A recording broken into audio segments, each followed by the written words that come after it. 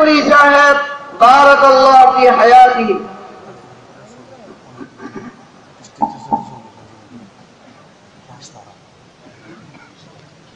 नहमदुहु व नुसल्ली अला रसूलिहिल करीम।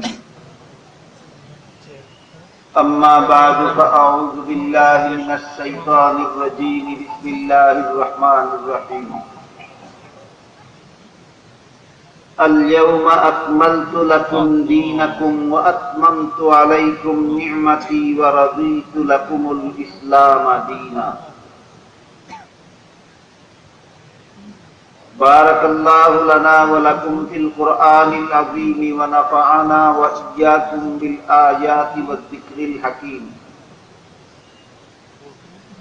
हज़रात उलमाए किराम, मुहतरम हाज़िरीन, এলাকার সর্বস্তরের মুসলমান ভাইয়েরা আমার ও আমার পর্দানিশীল মা ও বোনেরা, আমি আশা করি আপনারা অনেকেই জানেন আমি আজ প্রায় দীর্ঘ 6 মাস যাবৎ মারাত্মকভাবে অসুস্থ। দেশের চিকিৎসায় বিফল হয়ে বর্তমানে বিদেশে চিকিৎসাধীন। কিছুদিন পর পর হাসপাতালে গিয়ে শরীর পরীক্ষা করতে হয়। একটা অত্যন্ত ঝুঁকিপূর্ণ অপারেশন হয়েছে, এটা নিয়ে জার্নি করা ডাক্তারের নিষেধ, বেশি সময় কথা বলাও ডাক্তারের নিষেধ, রাত্রি জাগরণ করাও ডাক্তারের নিষেধ। এই অবস্থায় আমার চিকিৎসার স্বার্থে কোনো প্রোগ্রামে যাওয়া, বয়ান করা, রাত্রি জাগরণ করা সবগুলি বন্ধ রাখতে হবে। এরই ভিতর দিয়ে আমি আপনাদের মাদ্রাসার স্বার্থে আমার চিকিৎসার অনেক ক্ষতি স্বীকার করেই আপনাদের খেদমতে হাজির হয়। আলহামদুলিল্লাহ। অনেকে হয়তো ভাবতে পারেন যে আমি এত তাড়াহুড়া করে বয়ান করে ফেললাম কেন। আমার অবস্থা আপনারা হয়তো অনেকে জানেন। বয়ান করাটাই ডাক্তারের নিষেধ। প্রতি রাতে কমপক্ষে 6 ঘন্টা না ঘুমাইলে আমার ক্ষতি হয়ে যায়। অথচ আপনাদের এখানে পৌঁছতে আমার 5 ঘন্টা সময় লেগেছে। এই মুহূর্তে যদি আমি রওনা হয়ে চলে যাই, তবুও 6 ঘন্টা ঘুমানোর মতো সময় রাখতে থাকে না। এইসব কারণে আমি সংক্ষিপ্ত বয়ান করে তাড়াহুড়া করে চলে যেতে হয়। আশা করি আপনারা কেউ দুঃখিত না হয়ে আমার চিকিৎসা সফল হওয়ার জন্য, আমার পরিপূর্ণ সুস্থতার জন্য আল্লাহর কাছে দোয়া করবেন। আমিন। আমি আপনাদের সামনে আল্লাহর পবিত্র কালামের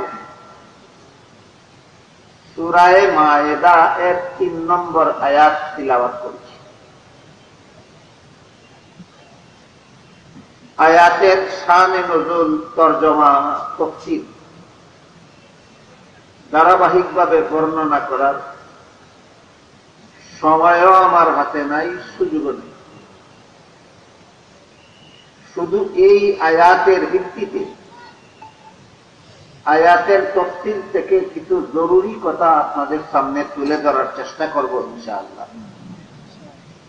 এর আগে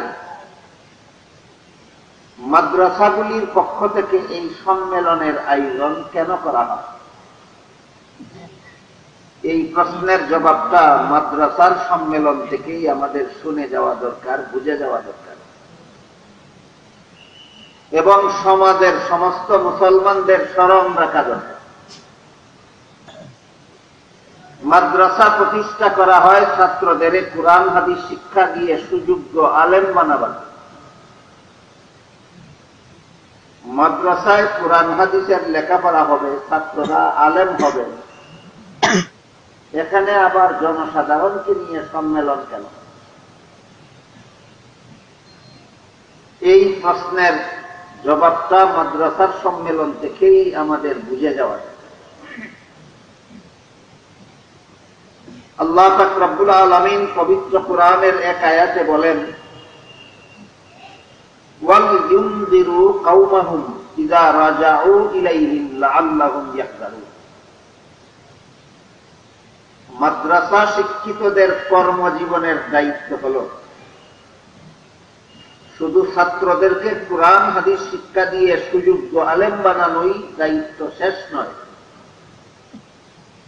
সর্বস্তরের মানুষকে জাহান্নাম থেকে বাঁচার পথ দেখানোটাও আলেমগণের দায়িত্ব। তাহলে পরিষ্কার হয়ে গেল মাদ্রাসার আলেমগণের দুইটা দায়িত্ব। একটা হলো ছাত্রদেরকে কুরআন হাদিস শিক্ষা দিয়ে সুযোগ্য আলেম বানাইয়া দেওয়া,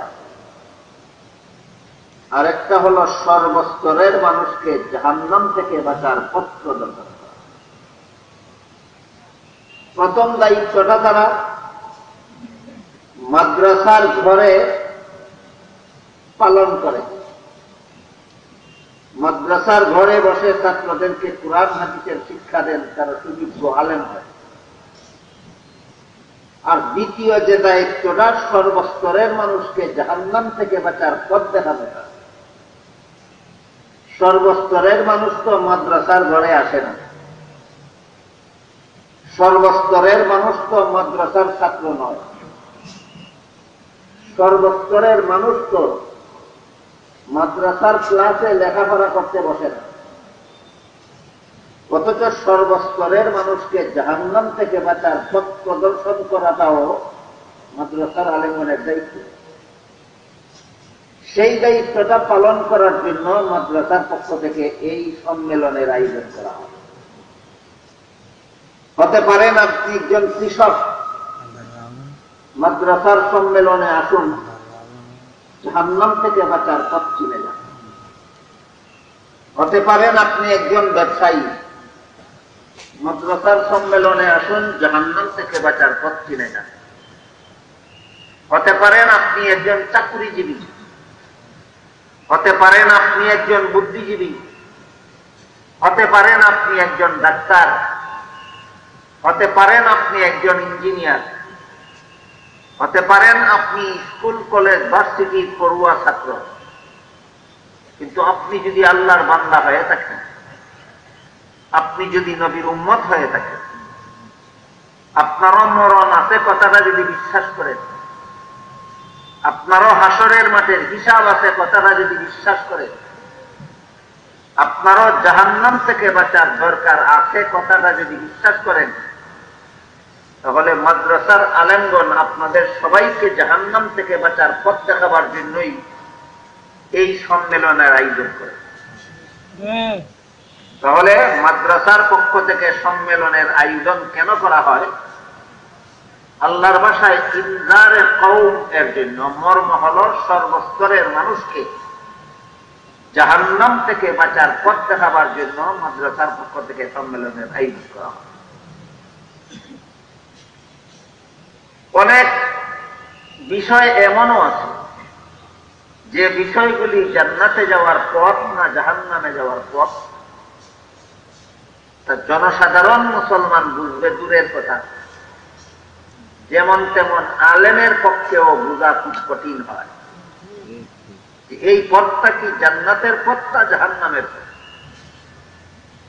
অনেক কাজ এমনও চালু আছে সমাজে, যেই কাজগুলি করলে জান্নাতে যাওয়া যাবে না জাহান্নামে যেতে হবে, সেটা সাধারণ মানুষ বুঝবে দূরের কথা, অনেক যেমন তেমন আলেমেরও বোঝা কঠিন হয়।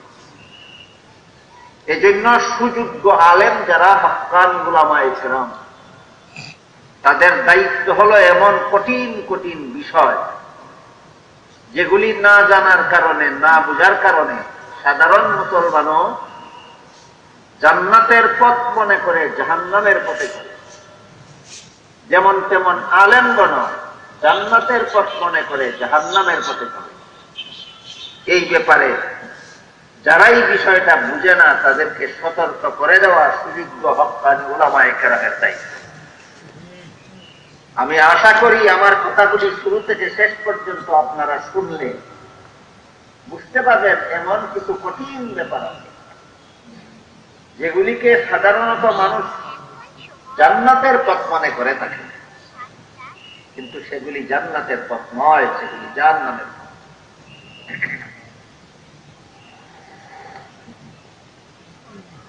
এই কঠিন বিষয়গুলি না জানার কারণে, না বুঝার কারণে সাধারণ মুসলমান তো সাধারণ মুসলমান, অনেক যেমন তেমন আলেমগণ জান্নাতের পথ মনে করে জাহান্নামের পথে চলে। আপনারা কি মনে করেন এদেরকে কি সতর্ক করার দরকার না? এই সতর্কীকরণটা এখান থেকেই হওয়া দরকার, আর কোন প্রতিষ্ঠান থেকে এতটুকু সম্ভব নয়, আশা করা যায়। বিষয়টা আমি আশা করি আমি যে আয়াত তিলাওয়াত করেছি সেই আয়াতের তাফসীর থেকে চয়ন করে বাছাই করে কিছু কথা আপনাদের সামনে তুলে ধরছি। এর মাধ্যমে আপনারা বিষয়টা ইনশাআল্লাহ মনোযোগ দিয়ে শুনলে সহজে বুঝতে পারবেন। তিলাওয়াতকৃত আয়াতে আল্লাহ বলেন, আল ইয়াউমা আকমালতু লাকুম দীনাকুম। এর অর্থ হলো আজকে আমি তোমাদের দ্বীনকে পরিপূর্ণ করে দিলাম। এটা হলো আয়াতের অর্থ, যে আজকে আমি তোমাদের দ্বীনকে পরিপূর্ণ করে দিলাম। এটা হলো আয়াতের অনুবাদ, আয়াতের তরজমা, আয়াতের ট্রান্সলেশন। কিন্তু কোরআনের অনেক আয়াত শুধু অনুবাদের দ্বারা বুঝে আসে না, ব্যাখ্যার দরকার হয়। যেসব আয়াত অনুবাদের দ্বারা মর্ম বুঝে আসে না, ব্যাখ্যার দরকার হয়, ওই সমস্ত আয়াতের ব্যাখ্যাকেই কোরআনের তাফসীর বলা হয়। আমার কথা বুঝে থাকলে বলুন তো, কোরআনের সব আয়াতেই কি অনুবাদের দ্বারা বুঝে আসে না, ব্যাখ্যার দরকার হয়? এই ব্যাখ্যাকেই তাফসীর বলা হয়। তেমনি ভাবে যে আয়াতে আল্লাহ বললেন যে আজকে আমি তোমাদের দ্বীনকে পরিপূর্ণ করে দিলাম, এখানে আজকে বলতে আল্লাহ কোন দিন বুঝালেন এটা ব্যাখ্যা ছাড়া বুঝে আসবে। আমাদের দ্বীন বলতে আল্লাহ কি বুঝালেন তা ব্যাখ্যা ছাড়া বুঝে আসবে। পরিপূর্ণ বলতে আল্লাহ কি বুঝালেন তা ব্যাখ্যা ছাড়া বুঝে আসবে। এই সামান্য আয়াতের একটি টুকরার অনুবাদে তিনটা কথার তাফসীরের দরকার, তিনটা কথার ব্যাখ্যার দরকার, তা না হইলে এই মর্মটা বুঝে। আল্লাহ বলেন আজকে আমি তোমাদের দ্বীনকে পরিপূর্ণ করে দিলাম। এখানে আজকে বলতে আল্লাহ কোন দিন বুঝালেন বুঝার জন্য ব্যাখ্যা লাগবে। আমাদের দ্বীন বলতে আল্লাহ কি বুঝালেন সুস্পষ্ট ভাবে বুঝার জন্য ব্যাখ্যা লাগবে। পরিপূর্ণ বলতে আল্লাহ কি বুঝালেন তা সুস্পষ্ট ভাবে বুঝার জন্য ব্যাখ্যা লাগবে।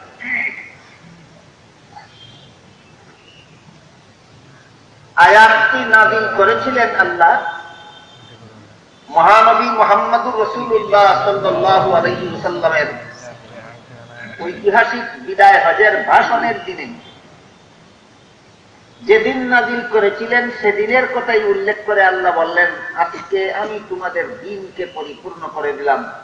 তাই এখানে আজকে বলতে কোন দিন? রাসূলের বিদায় হজের ভাষণের দিন। বুঝে থাকতে বলুন তো, এখানে আজকে বলতে কোন দিন? বিদায় হজের ভাষণের দিন। সন তারিখটা ছিল 10ম হিজরি সন, জিলহজ মাসের 9 তারিখ শুক্রবার।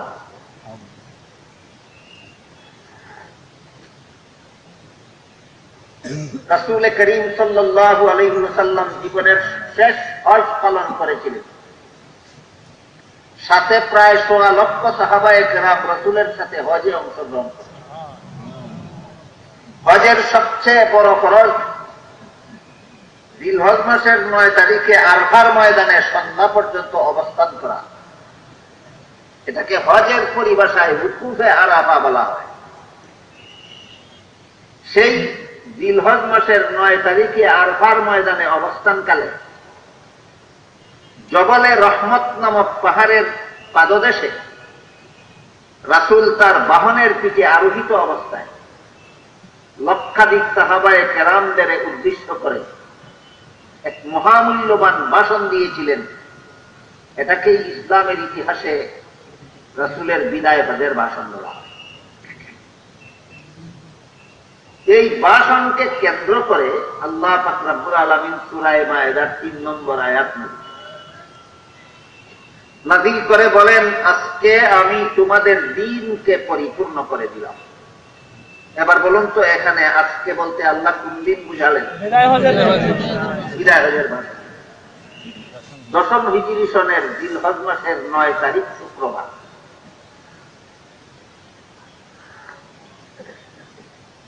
গেল 3টি ব্যাখ্যা সাপেক্ষ কথার একটি কথার ব্যাখ্যা। এখানে আজকে বলতে আল্লাহ কোন দিন বুঝালেন? রাসূলের বিদায় হজের ভাষণে। 2 নম্বর ব্যাখ্যা সাপেক্ষ শব্দটা হলো তোমাদের দ্বীনকে পরিপূর্ণ করে দিলাম। আমাদের দ্বীন বলতে আল্লাহ কি বুঝালেন? দ্বীন শব্দটাকে কুরআন হাদিসের বিভিন্ন ক্ষেত্রে বিভিন্ন অর্থে ব্যবহার করা হয়।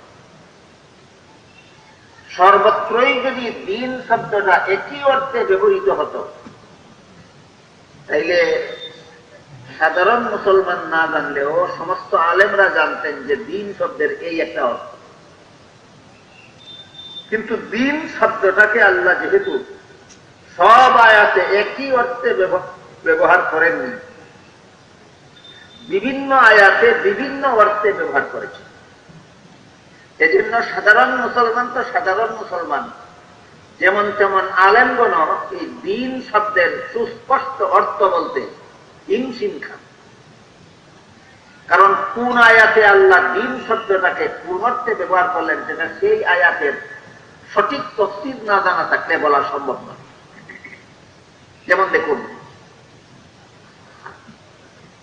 পবিত্র কোরআনের যে আয়াতে আল্লাহ সর্বপ্রথম দ্বীন শব্দটা ব্যবহার করেছেন সেটা হলো সূরাতুল ফাতিহার 3 নম্বর আয়াতে আল্লাহ বলেন মালিকি ইয়াউমিদ্দিন। এখানে আল্লাহ দ্বীন শব্দটা ব্যবহার করেছেন কর্মফল অর্থ বোঝাবার জন্য।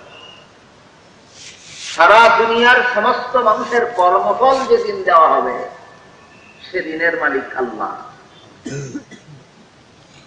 আপনারা কি কেউ বলতে পারেন সারা দুনিয়ার সমস্ত মানুষের কর্মফল কোন দিন দেওয়া হবে? কিয়ামতের দিন।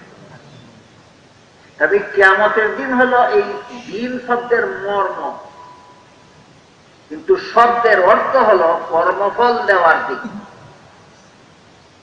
কর্মফল দান দিবসের মালিক আল্লাহ, অর্থাৎ কিয়ামতের দিনের মালিক আল্লাহ। এখানেও কথা থাকে যে আল্লাহ কি কিয়ামতের দিনের মালিক আর কোন দিনের মালিক নন? আপনারা কি মনে করেন? আল্লাহ কি শুধু কিয়ামতের দিনের মালিক না সবকিছুর মালিক? তাহলে এখানে শুধু কিয়ামতের দিন বলেন। তার কারণ হল দুনিয়াতে আল্লাহ পাক রব্বুল আলামিন অনেক মানুষকে কিছুটা স্বাধীনতা দিয়ে থাকেন। যদিও আমি ইসলাম ধর্ম পালনের বিধান দিয়েছি, ভিন্ন ধর্ম পালনেরও স্বাধীনতা দিয়েছি। যদিও আমি নামাজ পড়ার আদেশ করেছি, নামাজ না পড়ে সময় কাটাবারও সুযোগ দান করেছি। তাহলে এখানে আল্লাহ নিরঙ্কুশ মালিকানার প্রভাব বিস্তার করলেন না মানুষের হাতেও কিছুটা স্বাধীনতা দিলেন? কিন্তু কিয়ামতের দিন আল্লাহ যে বিচার করবেন সেই দিন কারো কোনো টু শব্দ করার অধিকার থাকবে না। এই তথ্যটা বোঝাবার জন্য আল্লাহ মালিক ইয়াউমিদ্দিন বলেছেন কর্মফল দান দিবসের নিরঙ্কুশ মালিকানা একমাত্র আল্লাহ।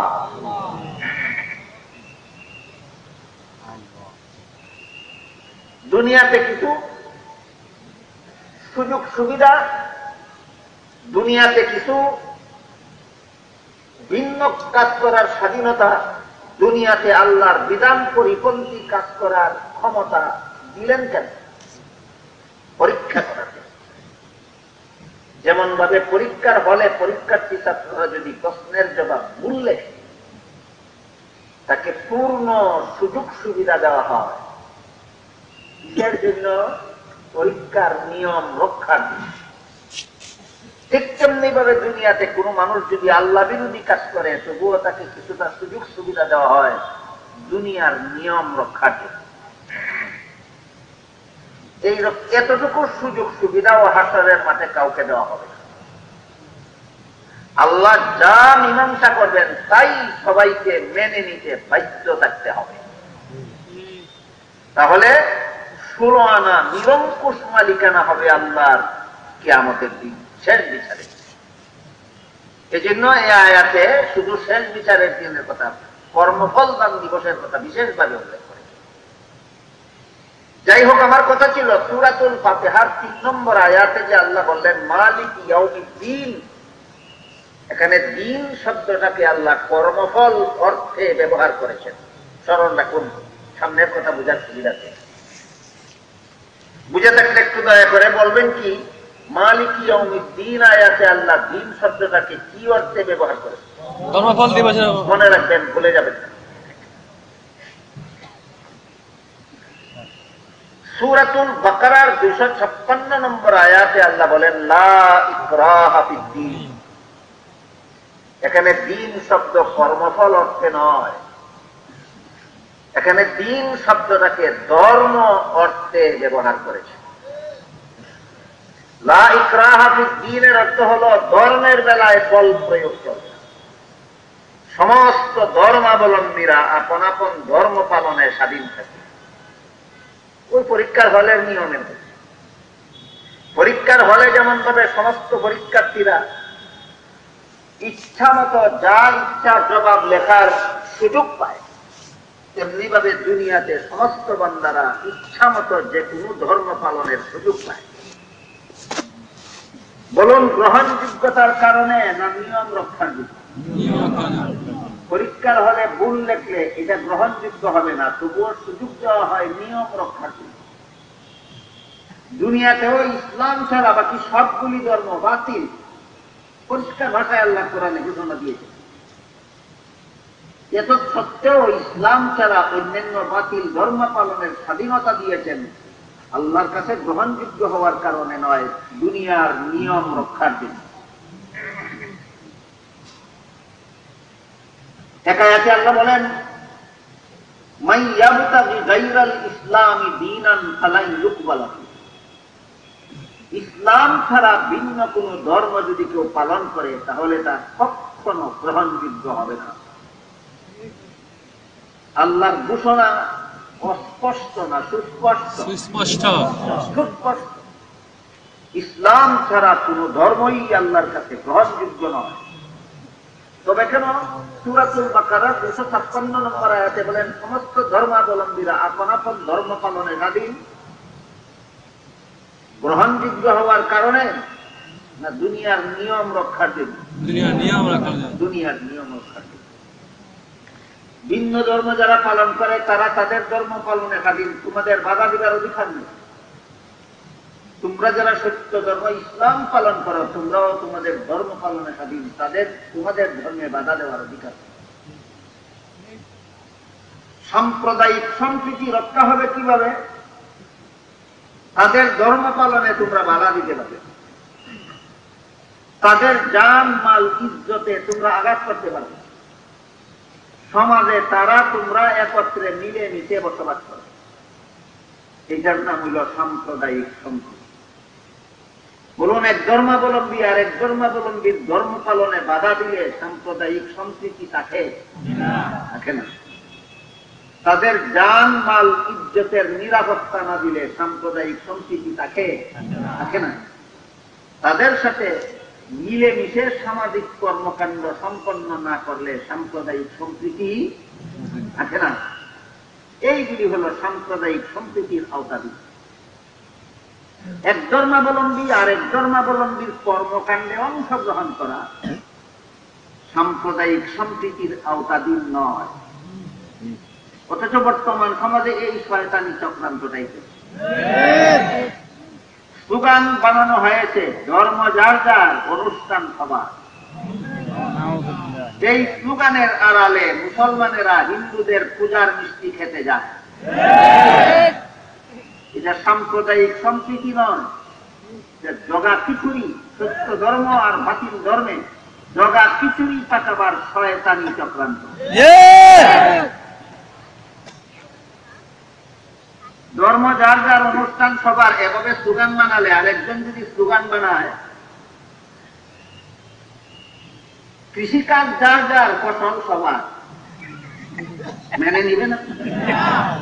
ব্যবসা যার যার মুনাফা সবার, মানবেন?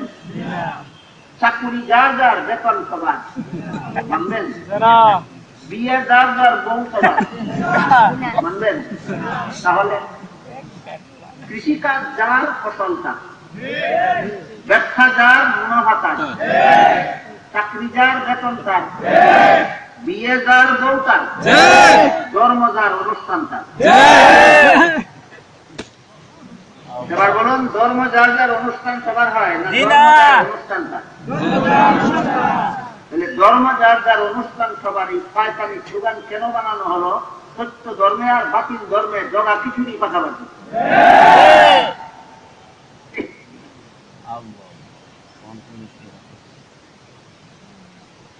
এই স্লোগানের আড়ালে একজন মুসলমান হিন্দুদের পূজার মিষ্টি খেতে যায়।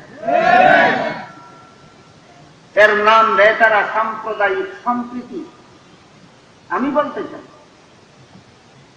মুসলমানদের জন্য হিন্দুদের পূজার মিষ্টি খাওয়া যদি সাম্প্রদায়িক সম্প্রীতি হয়, তাহলে হিন্দুদের জন্য মুসলমানের কুরবানির গরুর গোশত খাওয়াটাও তো সাম্প্রদায়িক সম্প্রীতি।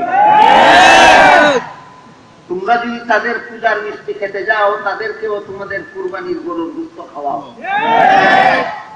তারা যদি খায় না, তাহলে তোমরা তাদের পূজার মিষ্টি খেতে যাও, কোন লাভে?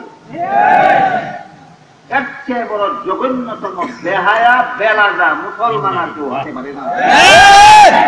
এটা সাম্প্রদায়িক সম্প্রীতি নয়, এটা হক বাতিলে জগা খিচুড়ি পাকাবার শয়তানি চক্রান্ত। এ পর্যন্ত এই কথা শেষ নয়। ৯৫% জন মুসলমানের দেশের সুপ্রিম কোর্টের সামনে মূর্তি দাঁড় করানো হয়েছে। মূর্তি কি পারে আদালতে সুবিচার প্রতিষ্ঠা করতে? মূর্তি কি পারে কি পারে না বর্ণনা করে আল্লাহ বলেন কুরআনে, ইয়া আইয়ুহান নাস দুরিবা লাকুম মাসালুন ফাসতামিউ। হে লোকেরা, একটা উদাহরণ দিচ্ছি, শুনো।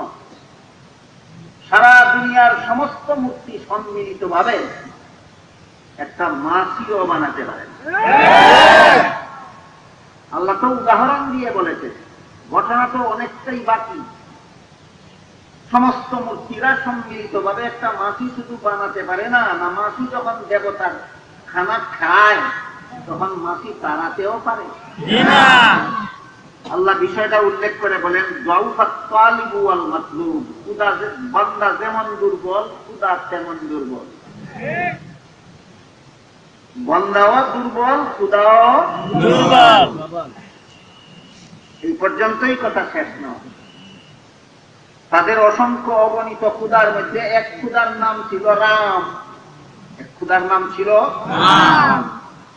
রামের বউয়ের নাম সীতা। রাম খুদার বউয়ের নাম সীতা। তাদের কিতাবে লেখা আছে, রাবণ নামক ডাকাত এই খুদার বউ চুরি করে নিয়ে গেল। রাবণ দেখাইছে কার বউ চুরি করলো? এই জন্য কবি বলেন, अगर राम नामे खुदाए तुबूद जनसरा चेरा दुजरा बंद्रबूद। राम যদি খুদা হইয়া থাকে, তার বউ চুরে নেই কেন? যে খুদার বউ চুরে নিলে ফিরাইতে পারে না, এই খুদার মূর্তি তোমাদের আদালতের সামনে দাঁড় করালে কি বুড়ার দিন করতে পারে? এই সমস্ত শয়তানি চলছে আমাদের সঙ্গে।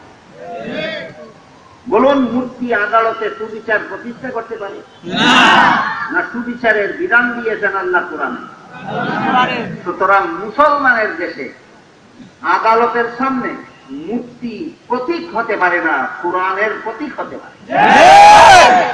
মুসলমানদের, বাংলাদেশের 16 কোটি মুসলমানদের এখনোই সুচ্চার হওয়ার সময়। মুসলমানের দেশের সুপ্রিম কোর্টের সামনে যেই দেবতা মাটি তাড়াইতেও পারে না এমন অথর্ব দেবতাকে সুপ্রিম কোর্টের সামনে দাঁড় করানো হবে, এটা কোন মুসলমান শরীরের এক বিন্দু রক্ত থাকা অবস্থায় বরদাস্ত করতে পারে না। যাই হোক, আমি বলতেছিলাম সূরাতুল বাকারার 256 নম্বর আয়াতে আল্লাহ বলেন লা ইকরাহা ফিদ্দীন। এখানে দিন শব্দটাকে আল্লাহ কর্মফল অর্থে নয়, ধর্ম অর্থে ব্যবহার করেছে। সূরাতুল ফাতিহার 3 নম্বর আয়াতে মালিকি ইয়াউমিদ্দিন, এখানে দিন শব্দকে কর্মফল অর্থে ব্যবহার করেছে। সূরাতুল বাকারার 256 নম্বর আয়াতে লা ইকরাহা ফিদ্দীন আয়াতে দিন শব্দটাকে আল্লাহ কর্মফল অর্থে নয়, ধর্ম অর্থে ব্যবহার করেছে। সূরা শুরা এর 13 নম্বর আয়াত আল্লাহ বলেন আকিমুদ্দিন। এখানে দিন শব্দকে কর্মফল অর্থেও নয়, ধর্ম অর্থেও নয়, ইসলামের বিশুদ্ধ আকীদা বিশ্বাস অর্থে ব্যবহার করেছে। এখানে আকিমুদ্দিন অর্থ ইসলামের সহিহ আকীদায় অটল থাকা, ইসলামের সহিহ আকীদায় অটল থাকা। এখানে দিন অর্থ ইসলামের সহিহ আকীদা। সামনের কথা বোঝার সুবিধার জন্য একটু দেখি পরীক্ষা করে আপনাদের মনে আছে কিনা। মালিকি ইয়াউমিদ্দিন আয়াতে দিন অর্থ কি? লা ইকরাহা ফিদ্দীন আয়াতে দিন অর্থ কি? ধর্ম। আকিমুদ্দিন আয়াতে দিন অর্থ কি? আমাদের আলোচ্য আয়াত সূরা মায়েদার 3 নম্বর আয়াতে যে আল্লাহ বলেন আল ইয়াউমা আকমালতু লাকুম দীনাকুম। এখানে দিন অর্থ কর্মফল নয়, এখানে দিন অর্থ ধর্মও নয়, এখানে দিন অর্থ সহিহ আকীদাও নয়, এখানে দিন শব্দটাকে আল্লাহ ইসলামের বিধিবিধান অর্থে ব্যবহার করেছেন। তাহলে আল্লাহ বলেন আল ইয়াউমা আকমালতু লাকুম দীনাকুম, আজকে আমি তোমাদের দ্বীনকে পরিপূর্ণ করে দিলাম। এর মর্ম কি দাঁড়ালো? বিদায় হজের ভাষণের দিনে আল্লাহ আমাদের ইসলামের বিধিবিধানকে পরিপূর্ণ করে দিয়েছেন। ইসলামের বিধিবিধান পরিপূর্ণ। তাহলে এই আয়াতাংশে যে 3টি কথা ব্যাখ্যা সাপেক্ষ ছিল। 1 নম্বর আজকে বলতে কোন দিন? 2 নম্বর দিন বলতে কি? ইসলামের বিধিবিধান। ইসলামের বিধিবিধানকে আজকে আমি পরিপূর্ণ করেছিলাম। ভুলে যাবেন না, মনে রাখুন সূরা মায়েদার 3 নম্বর আয়াতে যে আল্লাহ বললেন আল ইয়াউমা আকমালতু লাকুম দীনাকুম, আজকে আমি তোমাদের দ্বীনকে পরিপূর্ণ করে দিলাম। এখানে আজকে বলতে কি বুঝালেন? রাসূলের বিদায় হজের ভাষণের দিন বুঝালেন। আমাদের দ্বীন বলতে কি বুঝালেন? ইসলামের বিধিবিধান। আমাদের দ্বীন বলতে কি বুঝালেন? ইসলামের বিধিবিধান। আর রইল একটা কথা, পরিপূর্ণ বলতে কি? পরিপূর্ণ বলতে বুঝালেন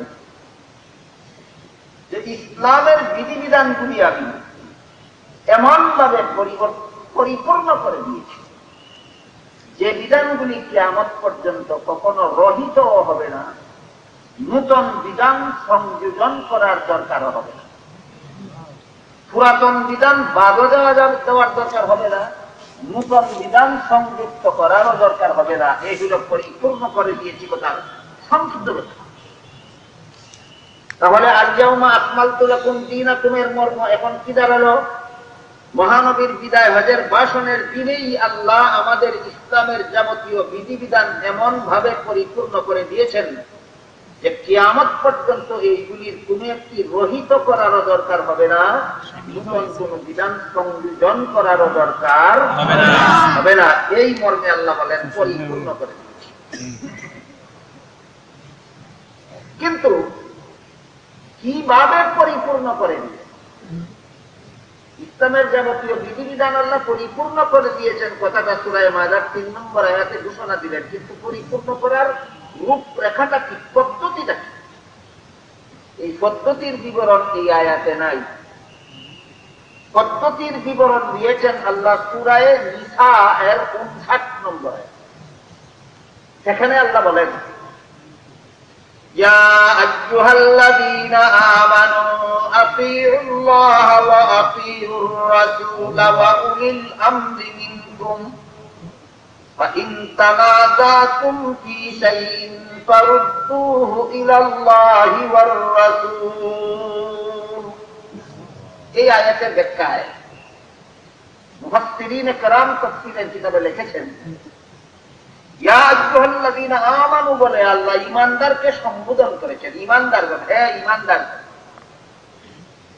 আতিউল্লাহ, আল্লাহর আনুগত্য করে, আল্লাহর আনুগত্য করে বলে আল্লাহ বুঝালেন যে ইসলামের যেসব বিধান আল্লাহর কোরআনে পাও সেগুলি কোরআন থেকে গ্রহণ করো। ওয়া আতিউর রাসূলের তরজমা হলো রাসূলের আনুগত্য করো। এর মর্ম হলো ইসলামের যেসব বিধান কোরআনে না পাও সেগুলি যদি রাসূলের হাদিসে পাও তাহলে রাসূলের হাদিস থেকে ইসলামের যাবতীয় বিধিবিধান আল্লাহ কিভাবে পরিপূর্ণ করে দিলেন, কিছু দিলেন কোরআনে, কিছু দিলেন হাদিসে। তারপরে বলেন, ওয়া উলিল আমরি মিনকুম, তোমাদের মীমাংসাদাতাদের আনুগত্য করো। তর্জমা দ্বারা মর্ম বুঝেন। মুফাসসিরিনে কেরামের মর্ম লিখেছেন, তোমাদের মীমাংসাদাতাদের আনুগত্য করো মানে হলো আল্লাহ পাক রব্বুল আলামিন কিছু বিধান সুস্পষ্টভাবে কোরআনে এবং তার রাসূল হাদিসে উল্লেখ করেছেন, আর কিছু বিধান পরিষ্কারভাবে কোরআনে হাদিসে উল্লেখ না করে কোরআন হাদিসের আলোকে বিধানগুলি বের করার ব্যবস্থা দান করে। কিছু বিধান সরাসরি দিয়েছেন কোরআনে এবং হাদিসে, আর কিছু বিধান সরাসরি না দিয়ে কোরআন হাদিসের আলোকে গবেষণা করে বের করার ব্যবস্থা দান করে একদল মানুষের। এই একদল মানুষের হাতে আল্লাহ কিছু বিধান গবেষণা করে বের করার দায়িত্ব দিয়েছেন সূরা নিসা এর 83 নম্বর আয়াত। পরে তর্জমা করে ব্যাখ্যা শোনাবার সময় সুযোগ আমার হাতে নেই, আপনারা শুধু আয়াত নম্বর এবং সূরার নামটা স্মরণ রাখুন। সূরা নিসা এর 83 নম্বর আয়াতে আল্লাহ একদল মানুষের হাতে দায়িত্ব দিয়েছেন যে যেসব বিধান সরাসরি কোরআন হাদিসে না পাও সেসব বিধান একদল মানুষের হাতে আমি দায়িত্ব দিয়েছি, তারা গবেষণা করে বের করবে কোরআন হাদিসের আলোকে মন গড়া পাবেন। এদেরকে যারা গবেষণা করে বিধানগুলি বের করবে এদেরকে ইসলামের পরিভাষায় মুজতাহিদ বলা হয়। এদের গবেষণাকে ইজতিহাদ বলা হয়। এদের গবেষণার নীতিমালাকে কিয়াস বলা হয়। মুস্তাহিদগণ কিয়াসের মাধ্যমে যে বিধানগুলি বের করবেন এই বের করাকে ইসলামের পরিভাষায় ইস্তেমবাত বলা হয়। এরা বিধান বের করতে গিয়ে যদি ঐক্যবদ্ধ সমাধান বের করতে পারে, আল্লাহর রাসূল তার হাদিসে এই ঐক্যবদ্ধ সমাধানকে উম্মতের ইজমা বলে ঘোষণা করে।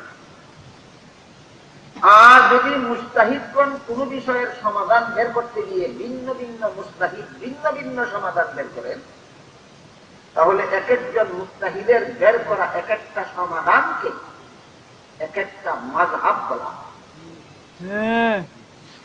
তাই আল্লাহ সূরা নিসার 59 নম্বর আয়াতে যে বললেন আতিউল্লাহ, এর মর্ম হলো ইসলামের যে বিধান আল্লাহর কোরআনে পাও সেই বিধান কোরআন থেকে গ্রহণ।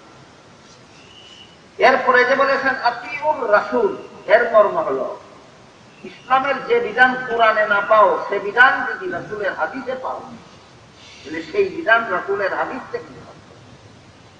তারপরে যে বলেছেন উলিল আমরি মিনকুম, তোমাদের সমাধানদাতাদের আনুগত্য করো। এর মর্ম হলো ইসলামের যে বিধান সরাসরি কোরআন হাদিসে না, এই বিধান যদি মুস্তাহিদগণ ঐক্যবদ্ধভাবে বের করে থাকেন তাহলে তাদের ঐক্যবদ্ধ সমাধানকে রাসূলের ভাষায় উম্মতের ইজমা বলা হয়।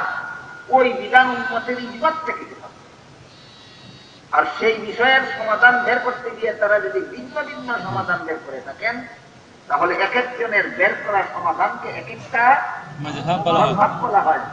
ফাইন তানাযাতুম বলে ওই মাযহাবের দিকে আল্লাহ ইঙ্গিত করে বলেন ইসলামের কিছু বিধান কোরআনে পাবে, সেগুলি কোরআন থেকে গ্রহণ করো। ইসলামের কিছু বিধান হাদিসে পাবে, সেগুলি হাদিস থেকে গ্রহণ করো। ইসলামের কিছু বিধান উম্মতের ইজমায় পাবে, সেগুলি ইজমাত থেকে গ্রহণ করো। ইসলামের কিছু বিধান ইমামগণের মযহাবে পাবে, সেগুলি মযহাব থেকে গ্রহণ করো। এই চার পদ্ধতিতে আল্লাহ ইসলামের যাবতীয় বিধিবিধান পরিপূর্ণ করে দিয়েছে।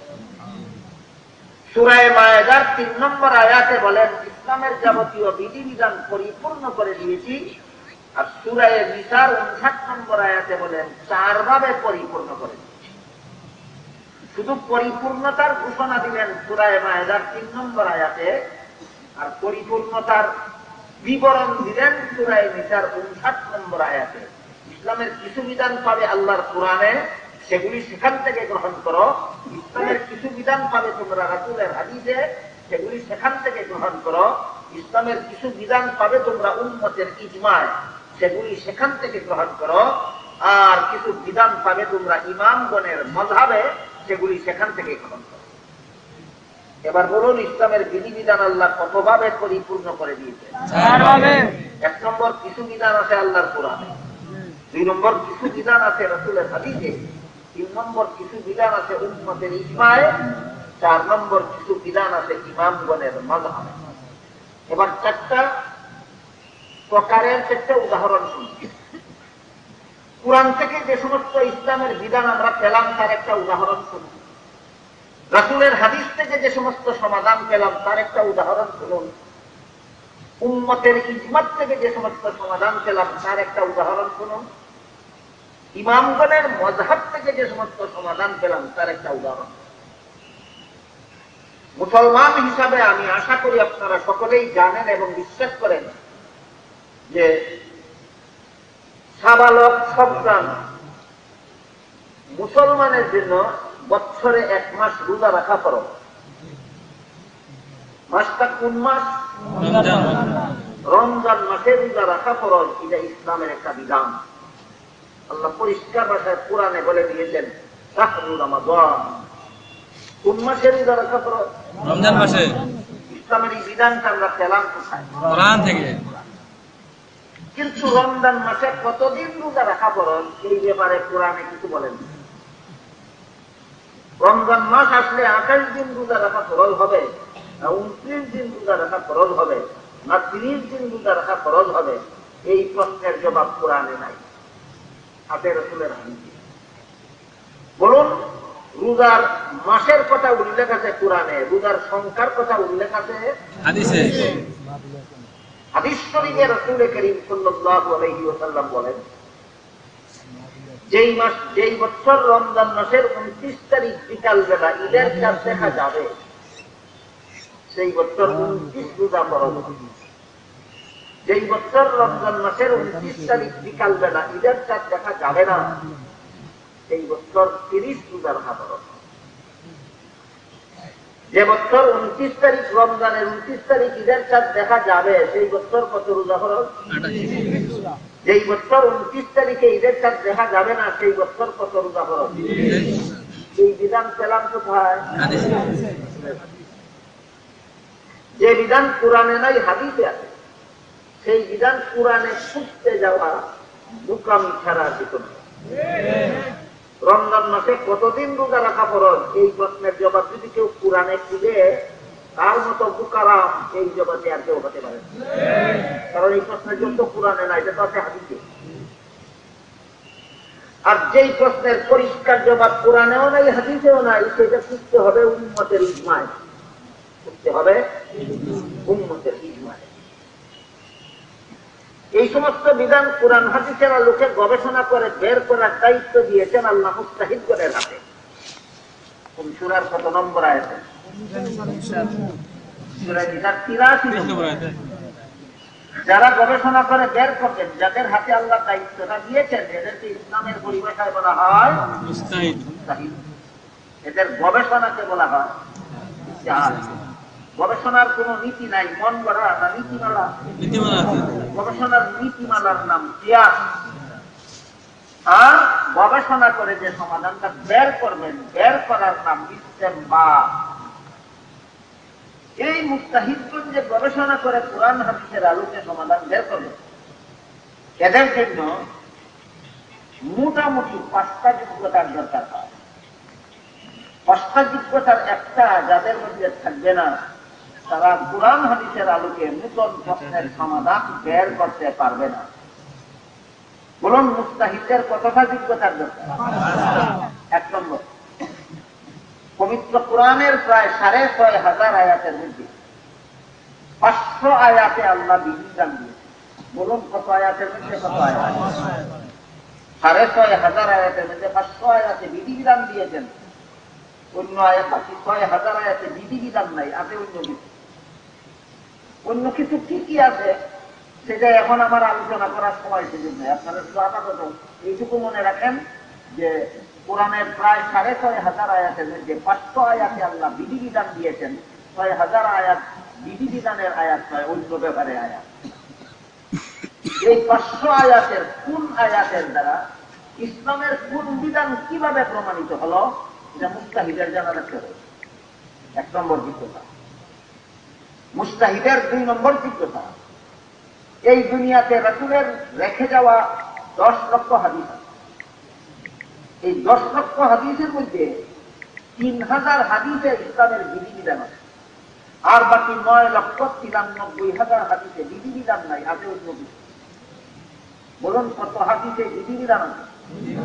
3,000 হাদিসের কোন হাদিসের দ্বারা ইসলামের কোন বিধান কিভাবে প্রমাণিত হলো, মুস্তাহিদের জানা থাকতে হবে। বুঝতে পারছেন? কত নম্বর যোগ্যতা গেল মুস্তাহিদের? 2 নম্বর।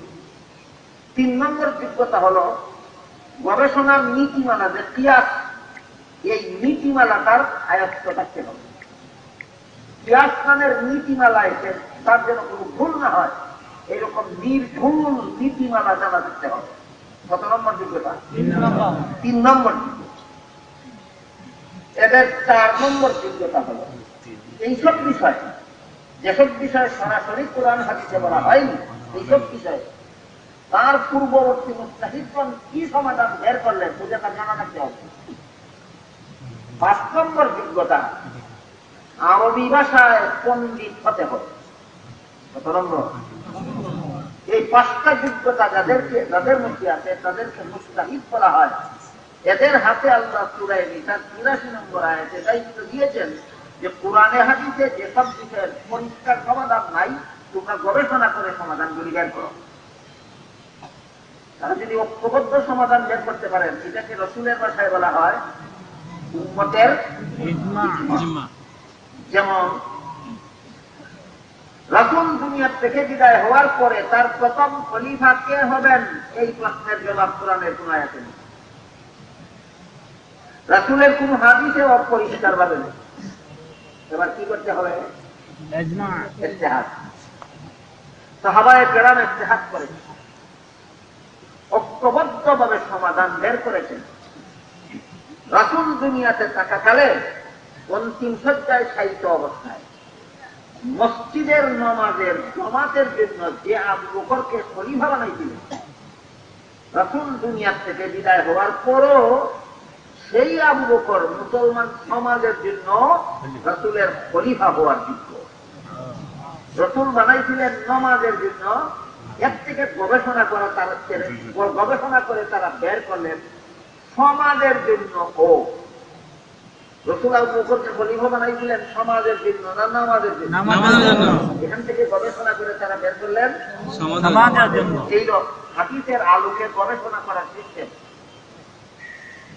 সুতরাং হযরত আবু বকর সিদ্দিক রাদিয়াল্লাহু তাআলা ও সমস্ত সাহাবাগণের ঐক্যবদ্ধ সিদ্ধান্ত মতে রাসূলের প্রথম খলিফা হওয়ার যোগ্য সাব্যস্ত হলেন।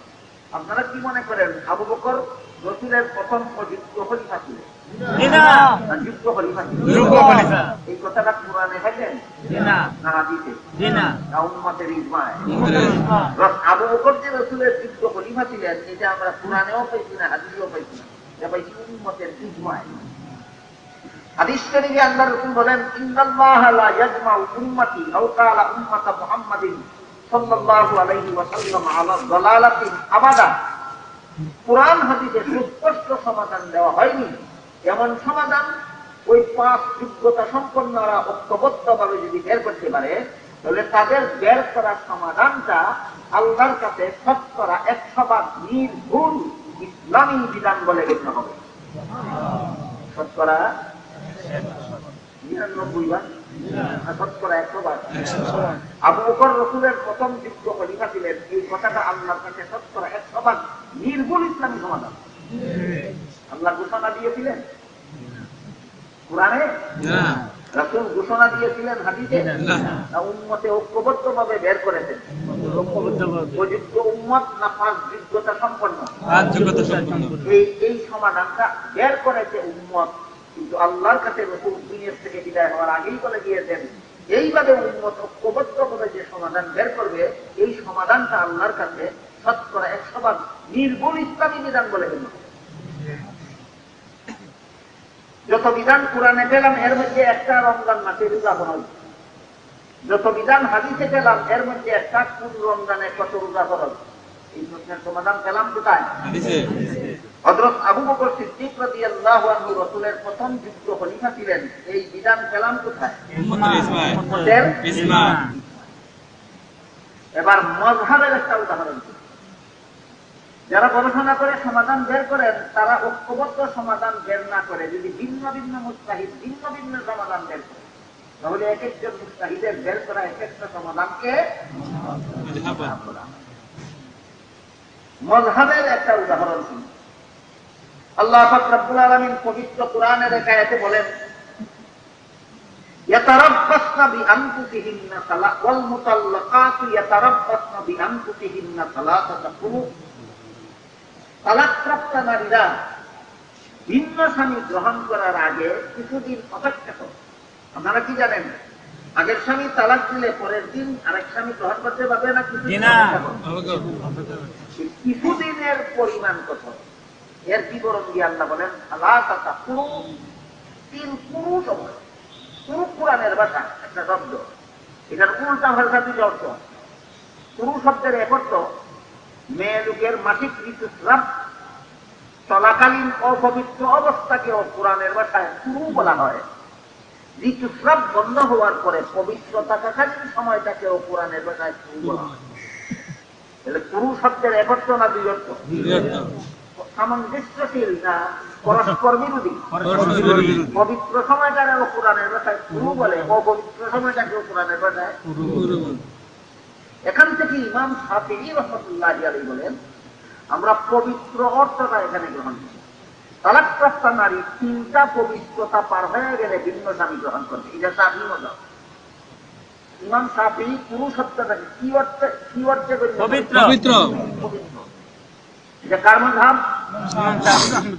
ইমাম আবু হানিফা বলেন, পবিত্র অর্থটা যেহেতু কোরআনের শব্দের অর্থ, গণ্য করার অধিকার আছে, কিন্তু এটা গণ্য করলে তালাকপ্রাপ্ত নারীর কিছু জটিলতা আছে। যেহেতু আরেকটা শব্দ আছে অপবিত্রতা, সেটা গণ্য করলে নারী এই জটিলতার সম্মুখীন হয় না। সুতরাং সেটাও যেহেতু কোরআনের শব্দের অর্থ, তো আমরা এমন অর্থ নিব কেন যে অর্থ নিলে নারীটা একটা জটিলতায় পড়ে, আমরা অপবিত্র অর্থটা নিলে নারী কোনো জটিলতায় পড়ে না। কাজে আমরা এখানে পুরু শব্দের অর্থ নিব অপবিত্র। এটা হানাফি মাযহাব। 3 পবিত্রতা পার করে ভিন্ন স্বামী গ্রহণ করবে, এটা শাফিঈ মাযহাব। 3 অপবিত্রতা পার হলে নারী ভিন্ন স্বামী গ্রহণ করবে, এটা হানাফি মাযহাব। কোন মাযহাবটা কোরআন বিরোধী? কোনটা না, উভয়টাই কোরআন ভিত্তিক। সুতরাং যারা বলে মাযহাব মানি না, তাদের জন্য কোরআন মানার কোন পথ নাই। হয়তো শাফি মাযহাব মতো এখানে কোরআন মানতে হবে, আর না হয় হানাফি মাযহাব মতো কোরআন মানতে হবে।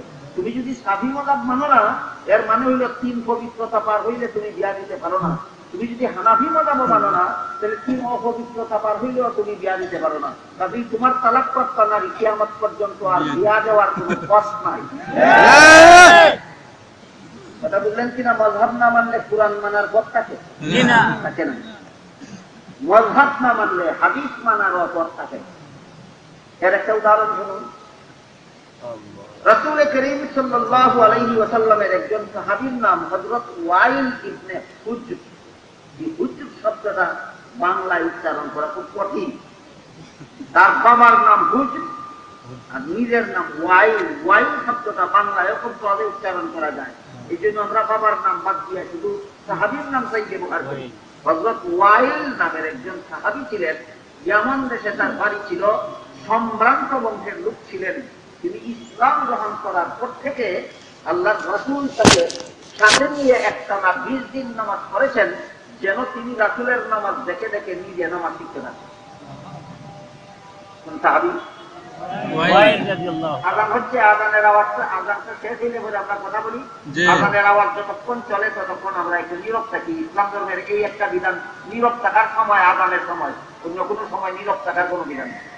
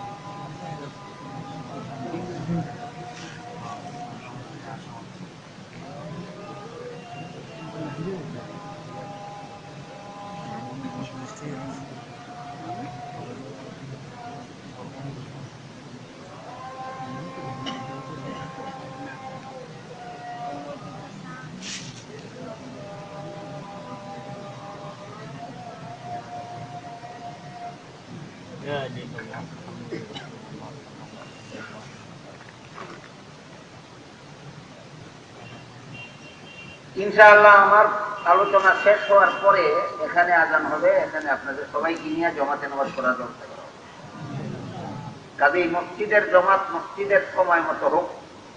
মসজিদের আযান শুনে আপনারা কেউ নামাজের জমাতের জন্য অস্থির হবেন না, এখানে আপনাদেরকে নামাজ জমাতে করার সুযোগ দেওয়া হবে, ওযু করারও সুযোগ দেওয়া হবে।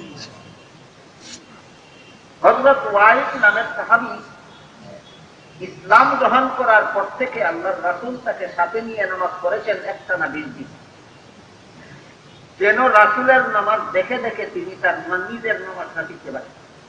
শুধু শুধু বাচ্চারা রেখা তিনি মায়ের নামাজ, কেন মায়ের নামাজ দেখে যেন নিজের নামাজটা শিখতে পারে। এই ছোট বাচ্চা আর নৌ মুসলিম একই কথা।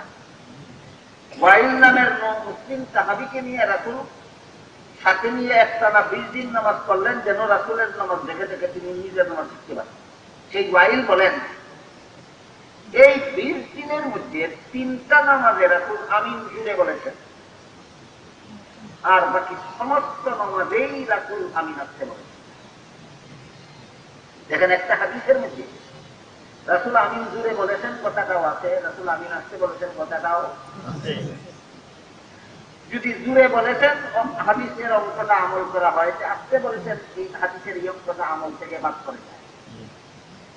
আর আসতে বলেছেন, আসতে বলার অংশটা যদি আমল করা হয়, তাহলে জুড়ে বলার অংশটা বাদ করে যায়। আপনি আমিন আসতে বলবেন না জুড়ে বলবেন? আসতে বললে জুড়ে বলার অংশ আমল হয় না, জুড়ে বললে আসতে বলার অংশ আমল হয় না। হানাফি মাযহাবে আসুন, সবটুকু আমলের সমাধান এখানে দেওয়া। বুঝে থাকতে বলুন, মাযহাব না মানলে হাদিস মানার কোন উপায় আছে? আসতে বললে জুড়ে মানা, জুড়ে বলার হাদিস মানা হয় না, জুড়ে বললে আসতে মানার হাদিস, আসতে বলার হাদিস আমল করা হয়। আজকেই ওয়াইল বলে 20 দিনের মধ্যে মাত্র 3টা নামাজে আমিন জুড়ে বলেছেন রাসূল, আমাকে একথা শিক্ষা দেওয়ার জন্য যে আমিন বলতে হয়। আর বাকি সবগুলি নামাজেই রাসূল আমিন আসতে বলেছেন, আস্তে বলার সুন্নাত হওয়ার কারণে। 3 নামাজে জুড়ে বলেছেন নৌ মুসলিমকে শিক্ষা দেওয়ার জন্য, আর 7 নামাজে আস্তে বলেছেন সুন্নাত হওয়ার কারণে। যে সাহাবী রাসূলের কাছ থেকে আমিন বলা শিখলেন, ইনি রাসূল জুড়ে বলেছেন এই কথাও বলেছেন, আস্তে বলেছেন সেই কথাও বলেছেন। জুড়ে কেন বললেন তাও বলেছেন, আজকে কেন বললেন তাও বলেছেন। ওয়াইল নামের সাহাবী বলেন 3 নামাজে রাসূল আমিন জুড়ে বলেছেন কেন? আমাকে শিক্ষা দেওয়ার জন্য যে আমিন বলতে হয়। আর বাকি সবগুলি নামাজেই রাসূল আমিন আস্তে কেন বললেন? এটা হযরত ওয়াইলের মাধ্যম। যে ওয়াইল রাসূলের কাছ থেকে আমিন বলা শিখলেন, তার নিজস্ব মাযহাব এটা আমিন আস্তে বলা সুন্নাত। আমিন আস্তে বলা সুন্নাত। রাসূল যে জুড়ে বললেন সেইটা গেল কোথায়? সুন্নাত হওয়ার কারণে নয়, এটা মুসলিমকে আমিন বলা শিক্ষা দেওয়ার জন্য। উভয় হাদিসের ব্যাখ্যা আছে কিনা হানাফি মাযহাবে? আছে। সুতরাং যে হানাফি মাযহাবও মানবে না, শাফিঈ মাযহাবও মানবে না, তার পক্ষে কোনো হাদিস আমল করার পথ বাকি থাকবে না। মাযহাব না মানলে কুরআন মানারও কোনো পথ নাই, মাযহাব না মানলে হাদিস মানারও কোনো পথ নাই। এখন বলতে পারেন যে রাসূল যে 3টা নামাজে আমিন জুড়ে বললেন একজন মুসলিমকে আমিন বলা শিক্ষা দেওয়ার জন্য, এই জুড়ে বলাটা কি তার নাজায়েজ ছিল? রাসূল কি জীবনে কোনো নাজায়েজ কাজ করেছেন? জুড়ে বলা জায়েজ। কাজী রাসূলের জন্য যদি জুড়ে বলা জায়েজ হয়, আমাদের জন্য জুড়ে বলা জায়েজ হবে না কেন? এই প্রশ্ন বাকি। রাসূলের জন্য যদি আমিন জুড়ে বলা জায়েজ হয় যে কোনো কারণে, আমাদের জন্য জুড়ে বলা জায়েজ হবে না কেন? এই প্রশ্নের জবাব হলো আমিন জুড়ে বলা জায়েজ, চিরকালই জায়েজ। কিয়ামত পর্যন্ত আমিন জুড়ে বলা জায়েজ, কিন্তু আস্তে বলা সুন্নাত। এখন যদি কোন লামাযহাবী বলে এই আমলটা আমি সুন্নাত মতে করব না, জায়েজ মতে করব, তোমার আপত্তি বলতেও পারে। এই আমলটা আমি সুন্নাত মতে না করে জায়েজ মতে করলে তোমার আপত্তি কোথায়? আমি বলবো কোনো আপত্তি। আমিনের বেলায় যেমন 2 পথ আছে, একটা সুন্নাত একটা জায়েজ, একটা সুন্নাত একটা জায়েজ, তেমনি ভাবে কোন হাদিসে আল্লাহ রাসূল বলেছেন তোমার বউ তালাক দাও, যে সুন্নাত না জায়েজ? অনেক হাদিসে রাসূল বলেছেন তোমার বউ নিয়ে জীবন যাপন করো, এটা জায়েজ না সুন্নাত? বউয়ের বেলায় তো 2 রকম হাদিস আছে। বউ তালাক দেওয়ারও হাদিস আছে এটা জায়েজ হওয়ার কারণে, আর বউ নিয়ে জীবন যাপন করার হাদিস আছে সুন্নাত হওয়ার কারণে। আমিনের বেলায় যদি সুন্নাত বাদ দিয়ে জায়েজ আমল করো, তাহলে বউয়ের বেলায় সুন্নাত বাদটাও জায়েজ আমল করো। আগে ঘর দিয়ে বউ তালাক দাও জায়েজ আছে, পরে মুসিবাইয়া দিলে আমিন কও জায়েজ আছে। আমিনের বেলায় জায়েজ আর বউয়ের বেলায় সুন্নাত কেন? আর বউয়ের বেলায় সুন্নাত, এটা আমিনের বেলায় জায়েজ কেন? এই দ্বিমুখী নীতি ছাড়তে হবে। দ্বিমুখী নীতি আমি বলতেছিলাম আল্লাহ পাক রব্বুল আলামিন সূরা মায়েদার 3 নম্বর আয়াতে যে বললেন ইসলামের যাবতীয় বিধিবিধান পরিপূর্ণ করে দিয়েছি। এই যাবতীয় পরিপূর্ণ বিধান পাওয়া যায় কত ঠিকানায়? 1 ঠিকানায়। 1 ঠিকানার বিবরণ দিয়েছেন সূরার কত নম্বর আয়াতে? সূরা নিসার 7 নম্বর আয়াতে। প্রথম ঠিকানা কুরআন, দ্বিতীয় ঠিকানা হাদিস, তৃতীয় ঠিকানা উম্মতের ইজমা, চতুর্থ ঠিকানা ইমামগণের মাযহাব। চতুর্থ ঠিকানা ইমামগণের মাযহাব। ইসলামের যে বিধান কুরআনে পাও সেই বিধান কুরআন থেকে গ্রহণ করো, যেই বিধান হাদিসে পাও সেই বিধান হাদিস থেকে গ্রহণ করো, যেই বিধান উম্মতের ইজমায় পাও সেই বিধান উম্মতের ইজমা থেকে গ্রহণ করো, যেই বিধান ইমামগণের মাযহাবে পাও সেই বিধান মাযহাব থেকে গ্রহণ করো। এবার বুঝে থাকলে বলুন তো, আমাদের কোন মা বোন প্রথম স্বামীর কাছ থেকে তালাক প্রাপ্ত হলে দ্বিতীয় বিয়ে দেব ইজমা মতে? ইজমায় আছে? দ্বিতীয় বিয়ে কতদিন পরে দেব সেই কথা কোরআনে আছে? সেই কথা হাদিসেও? কোরআনে তো পরিষ্কার ভাষায় নাই, উল্টাপাল্টা 2 অর্থবোধক শব্দ আছে। হাদিসও পরিষ্কার ভাষায় নাই, উম্মতের ইজমায়ও নাই। আছে ইমাম শাফিঈর মাযহাবে আছে এক সমাধান, ইমাম আবু হানিফার মাযহাবে আছে আরেক সমাধান। সুতরাং ইসলামের বিধিবিধান পাওয়ার চতুর্থ ঠিকানা হলো ইমামগণের মাযহাব। ইসলামের বিধিবিধান পাওয়ার চতুর্থ ঠিকানা হলো ইমামগণের মাযহাব। মাযহাব শব্দের অর্থ পথ। কিসের পথ? যথাযথভাবে কুরআন হাদিস মানার পথ। সুতরাং যার মযহাব নাই তার কুরআন মানারও কোনো পথ নাই, হাদিস মানারও কোনো পথ নাই। এই অর্থে আল্লাহ বলেন আল-ইয়াউমা আকমালতু লাকুম দীনাকুম, আজকে আমি তোমাদের দ্বীনকে পরিপূর্ণ করে দিলাম। দেখুন পিছনের কথা মনে আছে কি? আজকে বলতে কোন দিন? আমাদের দ্বীন বলতে এখানে কি? পরিপূর্ণ বলতে কত ভাবে? হয়তো কোরআনে, না হয় হাদিসে, না হয় ইজমায়, না হয় মাযহাবে। ইসলামের বিধান হয়তো কোরআনে আছে, না হয় হাদিসে আছে, না হয় উম্মতের ইজমায় আছে, না হয় ইমামগণের মাযহাবে। এই মাযহাব শুধু আবু হানিফার থেকে শুরু হয়নি, ইমাম শাফিঈ থেকে শুরু হয়নি, ইমাম মালিক থেকে শুরু হয়নি। মাযহাব সাহাবায়ে কেরাম থেকে শুরু হয়েছে রাসূলের চোখের সামনে, রাসূলের অবগতির মাধ্যমে। রাসূল শুধু সমর্থন দিয়েছেন তাই নয়, রাসূল প্রত্যেকটা মাযহাব পালনে সওয়াব আছে বলে ঘোষণা দিয়েছেন। এর দুইটা উদাহরণ দিচ্ছি শুনুন। হযরত রাসূল করিম সাল্লাল্লাহু আলাইহি ওয়াসাল্লাম একদল সাহাবায়ে কেরামকে গজওয়ায়ে বনি কুরাইজা নামে এক যুদ্ধে পাঠালেন। ইসলামের ইতিহাসে এটাকে বনি কুরাইজা যুদ্ধ বলা হয়। তাদেরকে বললেন তোমরা এত তাড়াতাড়ি যাবে যেন গন্তব্যস্থলে গিয়ে আসরের নামাজ পড়বে। তখন এই সময়ও হাতে ছিল, কিন্তু ঘটনাক্রমে রাস্তায় এমন দেরি হয়ে গেল যে গন্তব্যস্থলে গিয়ে আর আসরের নামাজের সময় থাকবে না, আর সময়ের মধ্যে পড়তে হইলে গন্তব্যস্থলে পৌঁছা যাবে না। এখন কি করা যায়? আল্লাহ কোরআনে বলেছেন সময়ের ভিতরে নামাজ পড়ো, আর রাসূল হাদিসে বলেছেন গন্তব্যস্থলে গিয়ে পড়ো। হাদিস মতো আমল করলে কোরআন মতো করা যায় না, আর কোরআন মতো করলে হাদিস মতো করা যায় না। সমস্যা দেখা দিল কিনা? তারা ইজতিহাদ করলেন।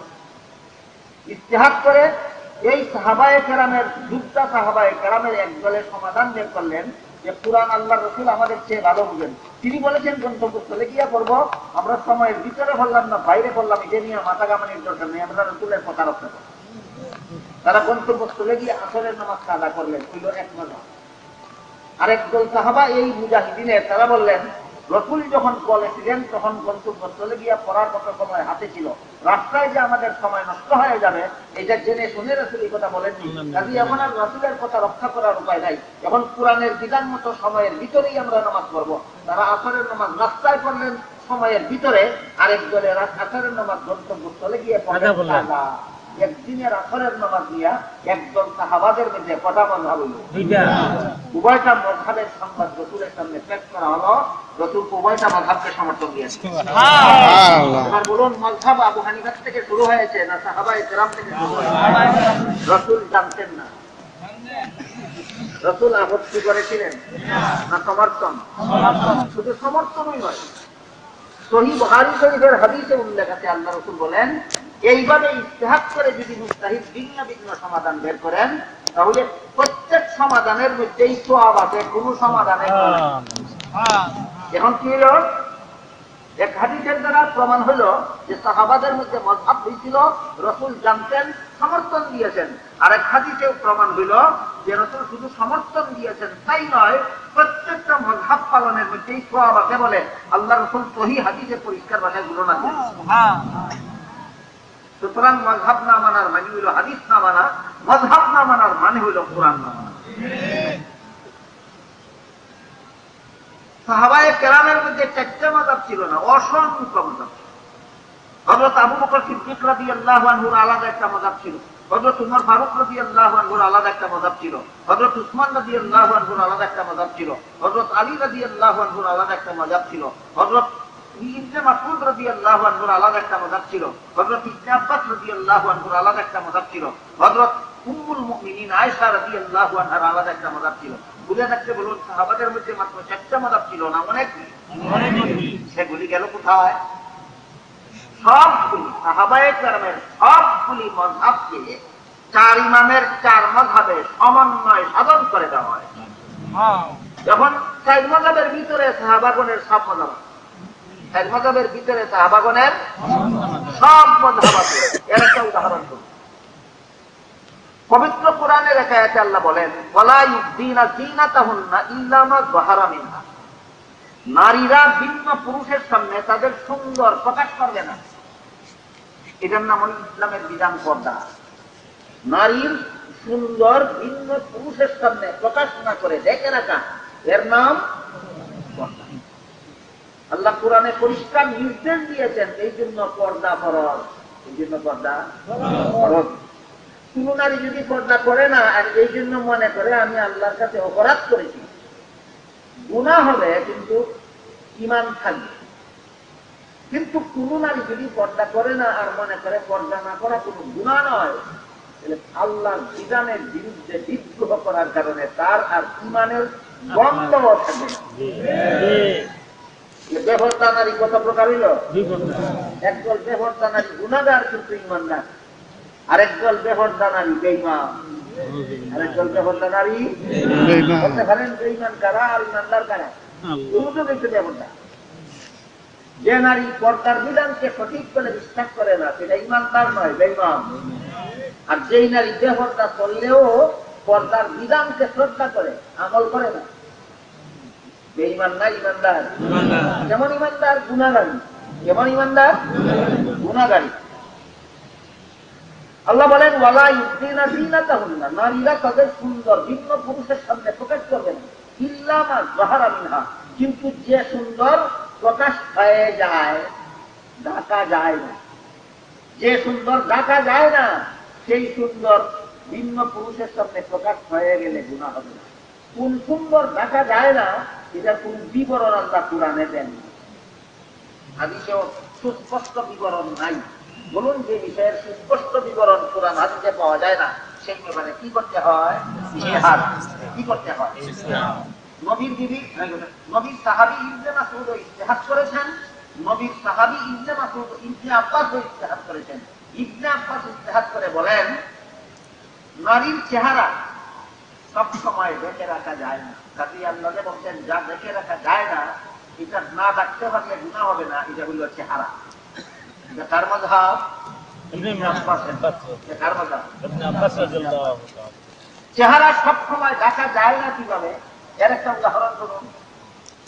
সফররত অবস্থায় কোন নারীর যদি নামাজের সময় হয়ে যায়, করতে হবে কিনা? নামাজের জন্য ওযু করতে হবে, ওযুর জন্য মুখ ধুইতে হবে, মুখ ধোয়ার জন্য হেজাব মুখের উপর রাখলে ধোয়া যাবে না, হেজাব সরাতে হবে। এই সময় তো মুখ দেখে রাখা যায় না, বুঝলেন? মুখ যেমন সুন্দর যা সব সময় দেখে রাখা যায় না, যেমন উযু করার সময় মুখ দেখে রাখা যায় না। এই জন্য ইবনে আব্বাস বলেন, আল্লাহ বলছেন যে সুন্দর দেখে রাখা যায় না, এটা হলো চেহারা। এটা ইবনে আব্বাসের নাম। আব্দুল্লাহ ইবনে মাসউদ রাদিয়াল্লাহু আনহু বলেন, না, চেহারাও দেখে রাখতে হবে, মাথার থেকে পা পর্যন্ত সমস্ত শরীর দেখে রাখতে হবে পোশাকের দ্বারা। কিন্তু যুবতী নারীর শরীরের পোশাকটাও যুবক পুরুষের দৃষ্টিতে সুন্দরই লাগে। আল্লাহ বলছেন সুন্দর ঢাকো, নারীর শরীরের পোশাকও যেহেতু, তোমার শরীরের পোশাকটাও যেহেতু যুবক পুরুষের দৃষ্টিতে সুন্দরই লাগে, সে পোশাকটাও রাখতে হবে। শরীরের সুন্দর থাকবে পোশাক দ্বারা, পোশাকের সুন্দর থাকবে চাদর অথবা বোরখা দ্বারা। এখন যদি কোন যুবকের চোখে নারীর শরীরের বোরখাটাও যদি সুন্দরই লাগে, এটা ডাকবটি দিয়ে দেখে রাখা যায়।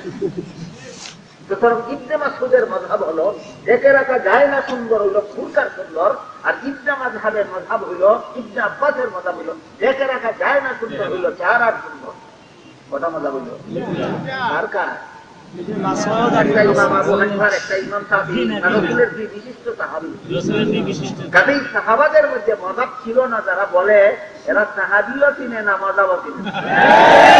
আগে চিনো সাহাবী কাকে বলে, তারপরে চিনলাম মাযহাব কাকে। দুই সাহাবীর দুই মাযহাব। ইবনে আব্বাসের মাযহাব হলো চেহারার সুন্দর দেখে রাখা যায় না, ইবনে মাসউদের মাযহাব হলো বোরখার সুন্দর দেখে রাখা যায় না। তবে বোরখা সম্পর্কে আরেকটু কথা তফসিরের থেকে আমি আপনাদেরকে, শরীর এর সুন্দর ঢাকো পোশাক দিয়ে পোশাকের সুন্দরটা ঢাকার জন্য বোরখা পড়তে হয়। বলুন বোরখা পড়তে হয় খুব সুন্দরটা ঢাকার জন্য। পোশাকটা, বোরখাটা যদি পোশাকের চেয়ে আরো সুন্দর ভাবে নকশি করে চকচকা রং দিয়ে বানানো হয়, তাহলে এই বোরখায় আর পোশাকে বেশম কোথায় থাকে? সুতরাং যারা ফ্যাশনের বোরকা পরে, এটা বোরকা নয়, এটা ফ্যাশন। যে বোরকা পরলে পরে এমন টাইট বোরকা পরে যে শরীরের গঠন টের পাওয়া যায় বোরকার উপর দিয়া, এটা বোরকা নয়, ফ্যাশন। এই বোরকার এমন কারুকার্য করা থাকে যেটা শাড়ির থেকে বেশি সুন্দর, এটা বোরকা নয়, ফ্যাশন। বক্তৃতার কিতাবে লেখা আছে বোরকা হতে হবে মোটা টোটা কাপড়ের, টকটকা রং ছাড়া, এবং বোরকা হতে হবে ঢিলা ডালা, বোরকা হতে হবে এমন এমন কালার এবং ডিজাইনের যেই কালারটাও যুবক পুরুষের দৃষ্টি আকর্ষণ না করে, যেই ডিজাইনটাও যুবক পুরুষের দৃষ্টি আকর্ষণ না করে, এটা হলো ইসলামী বোরকা। আমার মনে হয় এত খুঁটিনাটি কথা আমি ছাড়া আর কেউ আপনাদেরকে বলবে না, কিন্তু আমি আগেই বলেছি মাদ্রাসার সম্মেলন মানুষকে সর্বস্তরের মানুষকে জাহান্নাম থেকে বাঁচার পথ দেখাবো। হাদিস শরীফে রাসূল করিম সাল্লাল্লাহু আলাইহি ওয়াসাল্লাম বলেন, দুই দল মানুষ আছে যারা আমার আমলে দুনিয়াতে আসেনি, আমার পরে দুনিয়াতে আসবে। এই দুই দল মানুষ জান্নাতে যাবে দূরের কথা, জান্নাতের সুগন্ধও পাবে না। এই দুই দলের মধ্যে হলো একদল নারী যারা এমন পোশাক করবে যে পোশাকের কারণে শরীরের গঠন টের পাওয়া যায়। বোরকাটা যদি এরকম টাইট হয়, আল্লাহ রাসূল বলেন তুমি জান্নাতে যাবে দূরের কথা, জান্নাতের সুগন্ধও পাবে। এই বোরকাটা পরে লাভটা হইল কি? সুতরাং ইবনে মাসউদ যে বলেছেন নারী শরীরের সুন্দর দেখে রাখবে পোশাক দ্বারা, আর পোশাকের সুন্দর দেখে রাখবে বোরকা দ্বারা। এবার বলুন তো বোরকাটা কেমন হবে শাড়ির চেয়ে বেশি সুন্দর? কোথায় ইসলামের পর্দার বিধানটা কোথায়, আর আমাদের নারীর চালচলনটা কোথায়? এটা তো এখান থেকেই শিখে যেতে হবে। আর তো কোথাও গেলে আপনারা এগুলি শিখতে পারবেন না। যাই হোক, আমি বলতেছিলাম ইবনে আব্বাসের মাযহাব হলো যে সুন্দর দেখে রাখা যায় না সেটা হলো চেহারা, আর ইবনে মাসউদের মাযহাব হলো যে সুন্দর দেখে রাখা যায় না সেটা হলো বোরকা। কটা মাযহাব হলো? হানাফি মাযহাব উভয় মাযহাবকে সমন্বয় করেছে কিভাবে? বাজে সাহাবাদের অসংখ্য মাযহাব, চার ইমামের চার মাযহাবের সমন্বয় করে দেওয়া হয়েছে। হানাফি মাযহাবে ইবনে আব্বাসের মাযহাব এবং ইবনে মাসউদের মাযহাব যে সুন্দর দেখে রাখা যায় না, এই ব্যাপারে যে ইবনে মাসউদের আলাদা একটা মাযহাব আছে, ইবনে আব্বাসের আলাদা একটা মাযহাব আছে, উভয় মাযহাবকে হানাফি মাযহাবে সমন্বয় সাধন করে দেওয়া হয়েছে। বলুন ভিন্ন ভিন্ন রাখা হয়েছে না সমন্বয় সাধন করে দেওয়া হয়েছে? সমন্বয় সাধন। কাজে এখন যারা হানাফি মাযহাব পালন করবে তারা ইবনে মাসউদের মাযহাব পালন করতে পারবে, ইবনে আব্বাসের মাযহাব পালন করতে পারবে। আমাদের বোঝা দরকার কিভাবে। হানাফি মাযহাব সমাধান দিয়েছে যে সমাজের পুরুষেরা এত সভ্য যে উযু করার সময় নারী চেহারা খুললেও সে এই নারীর চেহারার দিকে তাকায় না। আদালতে বিচারকের সামনে নারী চেহারা খুললেও তখন এই নারীর চেহারার দিকে সে লোভনীয় দৃষ্টিতে তাকায় না। সবগুলি পুরুষ যদি সমাজের এইরকম সভ্য হয় তাহলে সেই সমাজে ইবনে আব্বাসের মাযহাব পালন করা যাবে। আর যদি সমাজে এমন কিছু অসভ্য পুরুষ থাকে যে কোনো উপায়ে নারী চেহারাটা খুললেই সে দেখার সুযোগ লাভ করতে চায়, তাহলে সেই সমাজে ইবনে মাসউদের মাযহাব পালন করতে হবে। বলুন হানাফি মাযহাবে ইবনে আব্বাসের মাযহাব এবং ইবনে মাসউদের মাযহাব উভয় মাযহাবের সমন্বয় সাধন আছে কিনা? এখন আপনারা যারা হানাফি মাযহাব পালন করবেন আপনাদের ইবনে মাসউদের মাযহাব পালনেরও ব্যবস্থা আছে, ইবনে আব্বাসের মাযহাব পালনেরও ব্যবস্থা আছে। কাজেই মাযহাব মানা ছাড়া কুরআন হাদিস মানার কোন পথ নাই। মাযহাব শব্দের অর্থই পথ। এবার বলুন কিসের পথ? সঠিকভাবে কুরআন হাদিস মানার পথ। এই মাযহাব হলো ইসলামের বিধান পাওয়া যাওয়ার কত নম্বর ঠিকানা? 4 নম্বর। 3 নম্বর ঠিকানা রাখি ইজতিহাদ, 2 নম্বর ঠিকানা রাখি হাদিস, 1 নম্বর ঠিকানা কোরআন, 3 নম্বর ঠিকানায় যে বিধান পাওয়া যায় এই বিধান যদি 2 নম্বর ঠিকানায় ফিরে, এর মতো ফুকা জগতে আর কেউ নেই। এর মতো ফুকা জগতে আর কেউ নাই। তালাকপ্রাপ্ত নারীরা 3টা পবিত্রতা পার করে ভিন্ন স্বামী গ্রহণ করবে না 3টা অপবিত্রতা পার করে ভিন্ন স্বামী গ্রহণ করবে? এই প্রশ্নের সমাধান যে হাদিসে খুঁজতে যায় তার মতো বুকারাম জগতে আর কেউ নাই। এই প্রশ্নের সমাধান হয়তো শাফি মাযহাবে পাবে আর না হয় হানাফি মাযহাবে পাবে। এটা কোনো ইজমায়ও পাওয়া যাবে না, হাদিসেও পাওয়া যাবে না, কোরআনেও পাওয়া যাবে না। কথাগুলি বুঝলেন কিনা? তাহলে এবার বলুন সূরা মায়েদার 3 নম্বর আয়াতে যে আল্লাহ বললেন যে আজকে আমি তোমাদের ইসলামের যাবতীয় বিধিবিধান পরিপূর্ণ করে দিলাম।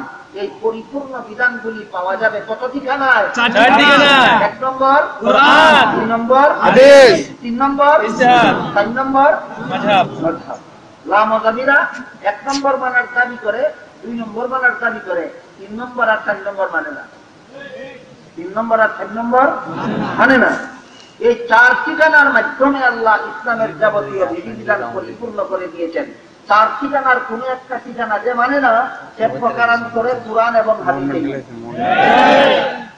আর যারা এই 4 ঠিকানায় নাই এমন কাজকেও ইসলামের কাজ মনে করে এরা বেদাতি। এরা কি? বেদাতি। যারা 4 ঠিকানা মানে না তারা লা মাযহাবী। আর 4 ঠিকানায় পাওয়া যায় না এমন কাজেও যারা ইসলামী কাজ বলে তারা বেদাতি। যেমন নামাজের ভিতরে দুরূদ শরীফ আছে কিনা? নামাজের শুরুতে না শেষে?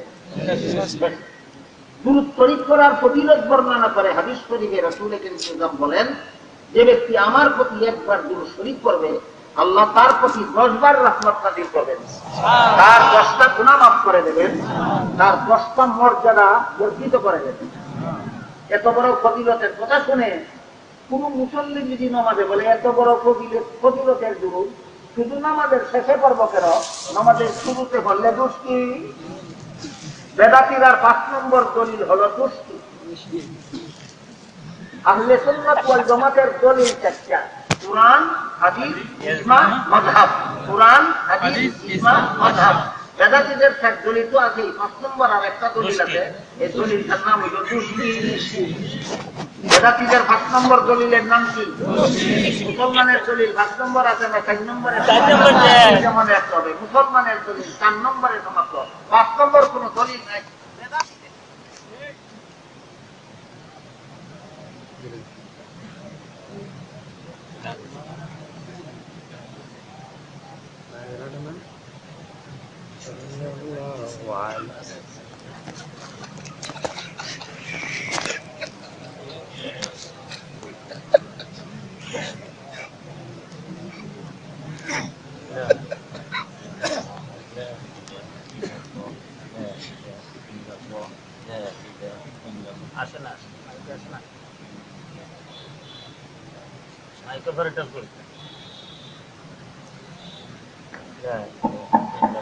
আপনারা কেউ বলতে পারেন এত বড় ফজিলতের দুরূদ শুধু নামাজের শেষে পড়বে কেন, শুরুতে হলে দুষ্টি?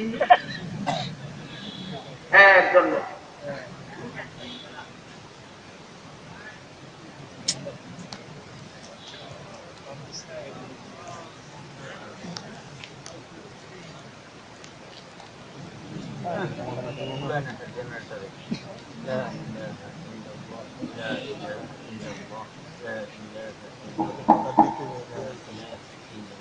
এত বড় ফজিলতের দুরূদ শুধু নামাজের শেষে পড়ব কেন, শুরুতে পড়লে দোষ কি?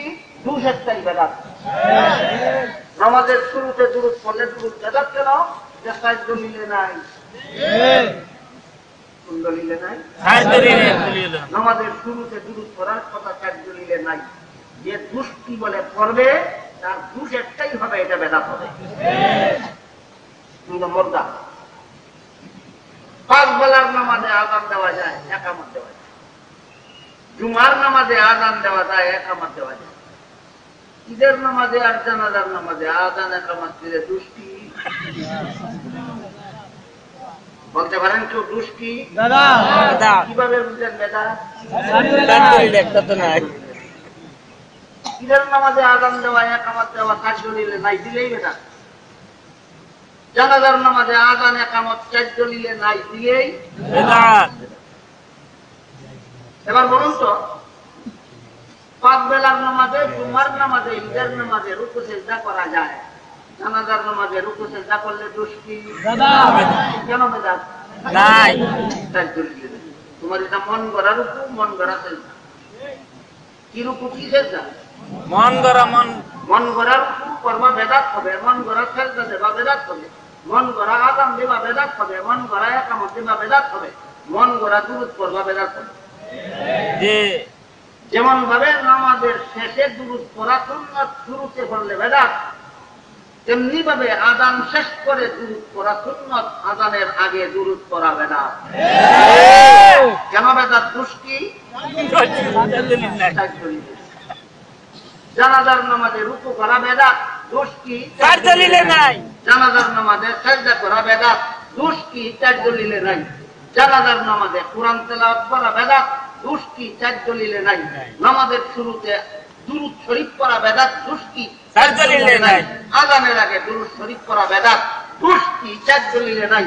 জানাজার নামাজের সালাম ফিরাবার পর মুনাজাত করলে দোষ কি? 4 দলিলে নাই। লামাযাবিরা 2 দলিল মানে 2টা মানে বেদাতিরা 4টা তো মানে আর একটা 5 নম্বর দলিল মানে, এটার নাম দোষ। হাদিস শরীফে রাসূল করিম সাল্লাল্লাহু আলাইহি ওয়াসাল্লাম বলেন, আল্লাহর পক্ষ থেকে আমার উম্মতের জন্য বাৎসরিক ঈদের ব্যবস্থা দেওয়া হয়েছে 2টা। একটার নাম ঈদুল ফিতর আর একটার নাম ঈদুল আযহা। 12ই রবিউল আউয়ালে 3 নম্বরে ঈদে মিলাদুন নবী নামে আর একটা ঈদ পালন করলে দোষ কি? কেন বেদাত? তাই দলিলটা ঠিক মতো বুঝে থাকলে এবার পরিষ্কার ভাবে বুঝবেন যে আল্লাহ বললেন যে আমি ইসলামের যাবতীয় বিধিবিধান পরিপূর্ণ করে দিলাম। বেদাতীদের কিছু কথা সংযোজন করার জন্য, লামাযাবিদের কিছু কথা বিয়োগ করার জন্য না, এখানে বিয়োগও চলবে না, সংযোজনও চলবে না। এইভাবে আমি আল্লাহ ইসলামের যাবতীয় বিধিবিধানকে পরিপূর্ণ করে দিলাম। কেমনে? আল্লাহ সূরা মায়েদা 3 নম্বর আয়াতে বলেন, আল ইয়াউমা আকমালতু লাকুম দীনাকুম, আজকে আমি তোমাদের দ্বীনকে, ইসলামের যাবতীয় বিধিবিধানকে পরিপূর্ণ করে দিলাম। আল্লাহ আপনাদের আমাদের সবাইকে এই পরিপূর্ণ বিধানগুলি পালন করার, বুঝার এবং আগ্রহ থাকার তৌফিক দান করুন। সবাই বলুন আমিন। সুবহান রাব্বিকা রাব্বিল ইজ্জাতি আম্মা ইয়াসিফুন ওয়া সালামুন আলাল মুরসালিন ওয়ালহামদুলিল্লাহি রাব্বিল আলামিন।